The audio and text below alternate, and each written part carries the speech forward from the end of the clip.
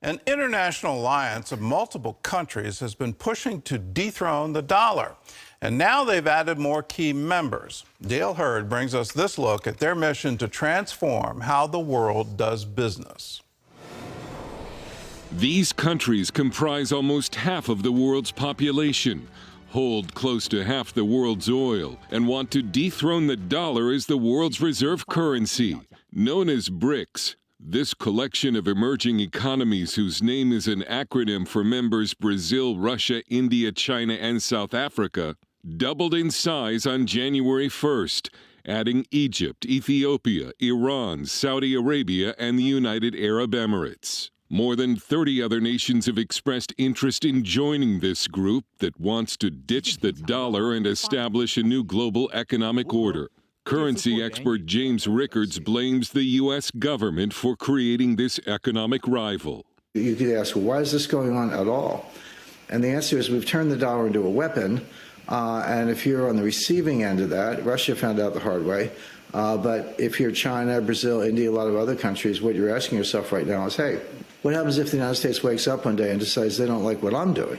It doesn't have to be invading Ukraine. It could be any policy you think of. Are they going to do this to me, freeze my reserves, freeze my securities, kick me out of SWIFT, etc.? Whether BRICS could actually create a currency to surpass the dollar is up for debate. While the threat of a BRICS currency overtaking the dollar makes some nervous, many experts see too many obstacles in the way of that happening anytime soon. About 60% of global reserves are in securities denominated in dollars. So the U.S. ends up being the dominant reserve currency. Now, that's not easy to unseat. Even if you don't like the dollar, you have to ask yourself, well, where is there a securities market big enough to absorb these savings? And there isn't one. Financial analyst Peter Earle. For a BRICS currency to really take off, they would have to come up with something better than the dollar, quite simply. But it's not simple to do. Of the many ideas that have been thrown around, only gold or maybe some sort of stable coin, which is a specialized inflation-resistant cryptocurrency, would have a chance. This alliance also looks very unstable politically. BRICS can only make decisions unanimously, and yet two of its members, India and China, have fought one another on their border. New members Egypt and Ethiopia are fighting over water from the Nile River. And Saudi Arabia and Iran are arch-enemies in the Middle East. What BRICS could accomplish is to further weaken the dollar by no longer using it as a payment currency between member nations, which would make your dollars worth less. It is important. It does reduce the role of the dollar. It could be inflationary in the U.S. If dollars are less in demand, they may be worth less. But replacing the dollar as the world reserve currency is not likely anytime soon. Dale Hurd, CBN News. Well, it may be unlikely soon, but I think it's eventual. And the reason I think that is that they want to overthrow the dollar.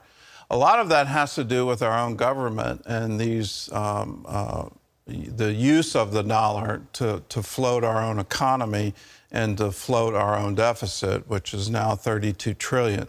We've done that under a concept called new money theory, that it doesn't really matter how much the government spends, that the world is essentially backing our credit card.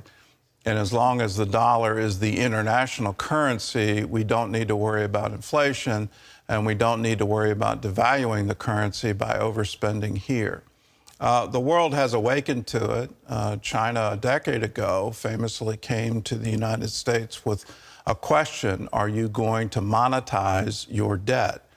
And that was back when the deficit, I believe, was under $5 trillion. So they were worried then. Imagine how worried they are now at 32.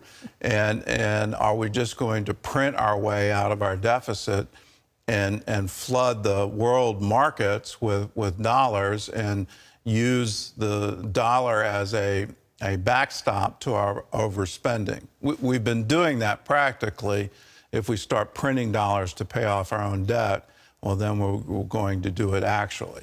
So the world is saying, well, that doesn't make any sense. We don't want to pay your credit card. We want to have our own thing. In the short term, here's what's going to happen. Saudi Arabia is going to start selling its oil to China for these new BRIC payments, and Brazil's going to start selling its beef for the same thing. And in that, there's going to be less demand for dollars. And so our deficit spending is really going to get painful, and that will happen very quickly.